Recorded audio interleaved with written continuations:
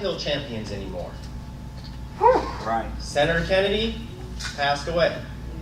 Senator Harkin retired. Lowell Weichert no longer on the Hill. Same with Senator Jeffords. We can start to build them, but we don't have anybody right now. We don't have that go-to person.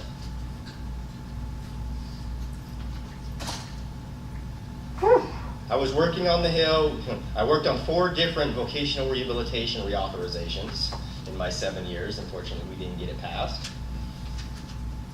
But in one of them, I'll never forget this, and I won't say names, but we had a coalition of disability organizations in DC come to us with a platform saying, this is what we want to happen in vocational rehabilitation. These are the changes that we want to see. And we said, great.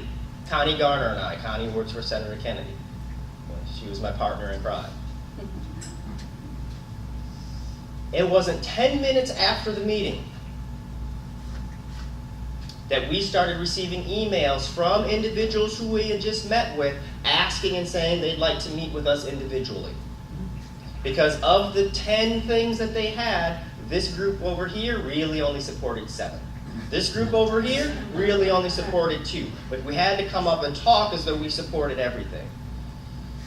Luckily, it was Connie and I, who, again, are from and a part of the disability community and movement and love it and realize this is part of what happens. And so we laughed it off and we met with the groups. But guess what? There's 100 senators. There's 435 members of Congress. There were 3 of us that focused specifically on disability issues. Me, Connie Garner, Lee Persley. And then Sharon Lewis and a couple of others after that. We were the only 3. So this would happen in any other office. People would have no understanding and be wondering what is going on. And they wouldn't see a community collaborating, they'd see a community divided. And what's the best way to keep a group of people down? Given what we're seeing about potential changes to Medicaid, changes to Social Security, some of which may be good, we really don't know, but we have to have, it is critical, we have to have a unified voice. And that's at the congressional level in Washington, D.C. You need to have a unified voice here in Arkansas.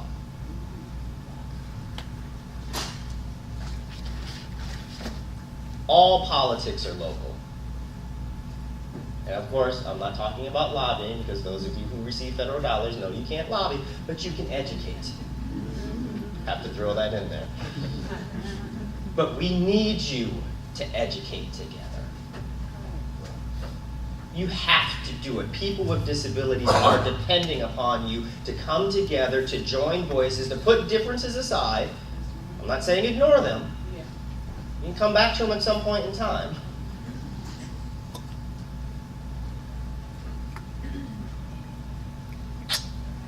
But given what we know is happening in coming up with IDEA, the Individuals with Disabilities Education Act, and we already know that teachers' unions are getting together and trying to figure out how they're going to change discipline provisions.